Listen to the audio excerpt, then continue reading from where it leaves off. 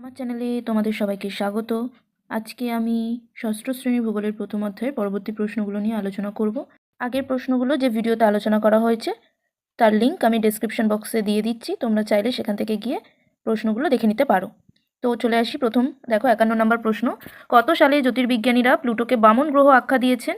উত্তর 2006 সালে। 52 নম্বর প্রশ্ন, গ্রহ ও বামন গ্রহের মধ্যে তফাৎ কি? উত্তর, গ্রহরা নিজের কক্ষপথে আসা কোনো মহাজাগতিক বস্তুকে সরিয়ে দিতে পারে, কিন্তু বামন গ্রহরা নিজেদের কক্ষপথে আসা কোনো মহাজাগতিক বস্তুকে সরিয়ে দিতে পারে না।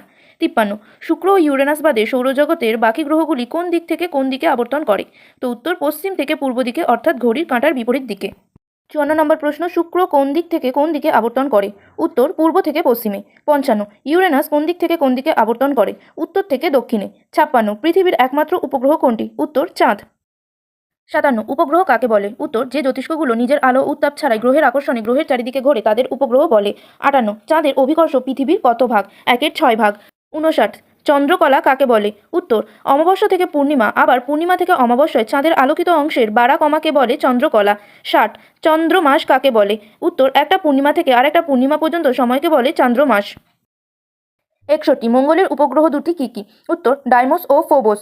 62, সবথেকে বৃহত্তম উপগ্রহ কোনটি? উত্তর, টাইটান, এটি শনির উপগ্রহ। 63, বৃহস্পতি দুটি উপগ্রহের নাম লেখো। Ganymede, Europa. 64, টাইটান কার উপগ্রহ? উত্তর, নেপচুনের। 65, গ্রহাণুপুঞ্জ কাকে বলে?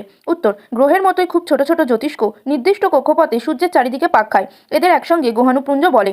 66, মঙ্গল আর বৃহস্পতির মাঝে কতগুলো গ্রহাণুপুঞ্জ দেখা যায়? উত্তর, প্রায় 40,000 গ্রহাণু। 67, সৌরজগতের বৃহত্তম গ্রহাণু কোনটি? উত্তর, সেরেস। 68, ধূমকেতু কাকে বলে? উত্তর, ঝাঁটার মতো লেজ বিশিষ্ট উজ্জ্বল জ্যোতিষ্ককে ধূমকেতু বলে। 69, হ্যালির ধূমকেতু কত বছর বাদে বাদে দেখা যায়? উত্তর, 76 বছর বাদে বাদে। 70, হ্যালির ধূমকেতু শেষ কত সালে দেখা গিয়েছিল? উত্তর, 1986 সালে।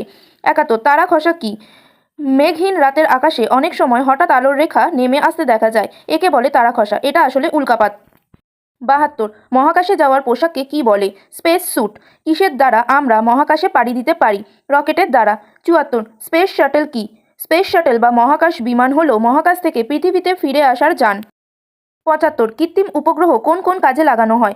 আবহাওয়ার পূর্বাভাস, সমুদ্র পরিবহন, প্রাকৃতিক দুর্যোগের আগাম সতর্কতা এবং মহাকাশ গবেষণায় কৃত্রিম উপগ্রহগুলোকে কাজে লাগানো হয়। 76, নাসা কি? নাসা হলো আমেরিকা যুক্তরাষ্ট্রের মহাকাশ গবেষণা সংস্থা। 77, নাসা কত সালে মঙ্গলে কি পাঠিয়েছিল? এর মুখ্য উদ্দেশ্য কী ছিল? উত্তর, 2012 সালে কিউরিওসিটি রোভার মঙ্গলে পাঠায়।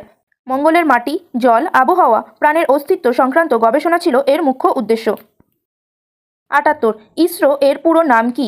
ইন্ডিয়ান স্পেস রিসার্চ অর্গানাইজেশন, এটি হলো ভারতীয় মহাকাশ গবেষণা কেন্দ্র। 79, ভারতের প্রথম কৃত্রিম উপগ্রহ কোনটি? আর্যভট্ট। 80, ভারতের প্রথম মহাকাশচারী কে ছিলেন? রাকেশ শর্মা, 1984। 81, চন্দ্রগ্রহণ কিভাবে হয়? কোনো কোনো পূর্ণিমায় পৃথিবীর ছায়ায় চাঁদ ঢেকে গিয়ে চন্দ্রগ্রহণ হয়। 82, মহাকাশের প্রথম যাত্রী কে ছিল? রাশিয়ার কুকুর লাইকা। সাল 1957। পৃথিবীর প্রথম মহাকাশচারী কে ছিলেন? Yuri Gagarin. 84, পৃথিবীর প্রথম মহিলা মহাকাশচারী কে ছিলেন? Valentina Tereshkova. 85, প্রথম ভারতীয় মহিলা মহাকাশচারী কে ছিলেন? কল্পনা চাওলা। সাল 1997। 86, দ্বিতীয় ভারতীয় মহিলা মহাকাশচারী কে ছিলেন? সুনিতা উইলিয়ামস। 87, অ্যাপোলো 11 কবে কোথা থেকে উড়েছিল? উত্তর, 1969 সালের 16 জুলাই আমেরিকার কেনেডি স্পেস সেন্টার থেকে। 88, কারা কবে প্রথম চাঁদের মাটি ছুঁলেন? উত্তর, 1969 সালের 20 জুলাই নীল আর্মস্ট্রং এবং এডুইন অল্ড্রিন। এই অধ্যায়ের প্রশ্নোত্তর শেষ হলো। পরবর্তী অধ্যায়ের প্রশ্নোত্তর পাওয়ার জন্য অবশ্যই চ্যানেলটি সাবস্ক্রাইব করে রাখবে।